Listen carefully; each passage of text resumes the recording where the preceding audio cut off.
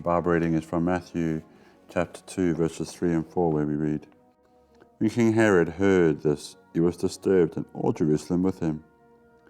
When he had called together all the people's chief priests and the teachers of the law, he asked them where the Christ was to be born.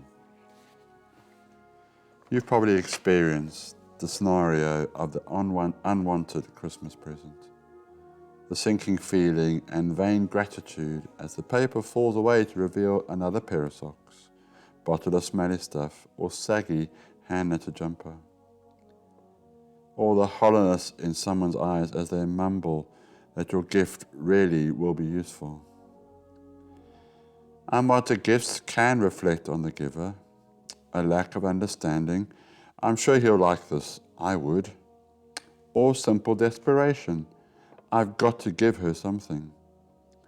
Occasionally, though, they reflect something wrong in the recipient. Lack of self-awareness. If only they knew it, this is just what they really need. Or ingratitude born from resentment. I don't want anything from him.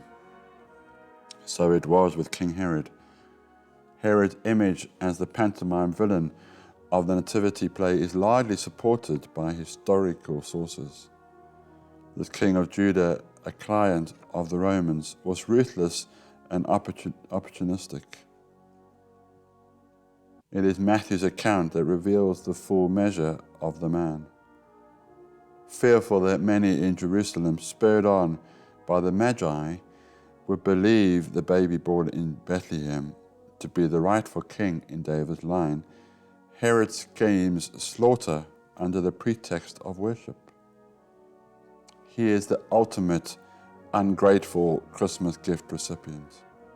His lips are saying thanks, while his heart plots murder. What can this evil king teach us? Might we be little Herods, signing cards, singing carols that proclaim gratitude for God's gift of Jesus, yet refusing to abandon the thrones of our lives to make way for him? To worship a newborn may seem humbling enough, but the real challenge of Christmas is the realization that as we worship him, this baby grows in stature to demand our absolute loyalty.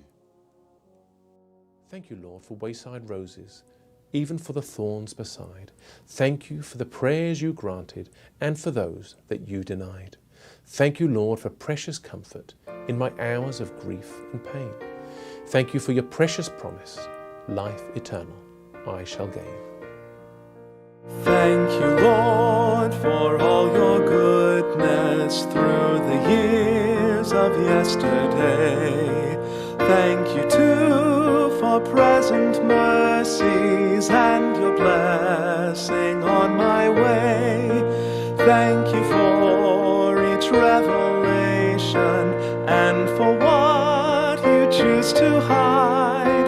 Thank you, Lord, for grace sustaining as I in your love abide. Thank you, Lord, for sunlit pathways. Thank you, too, for byways rough. Thank you for the fruitful summers, also for the winter's tough. Thank you, Lord, for fragrant flowers growing right amid the weeds.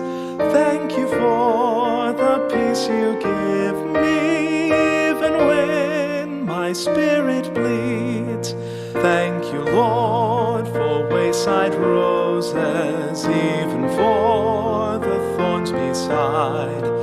Thank you for the prayers you granted and for those that you denied. Thank you, Lord, for precious comfort in my hours of grief and pain. Thank you for your precious promise, life eternal I shall gain.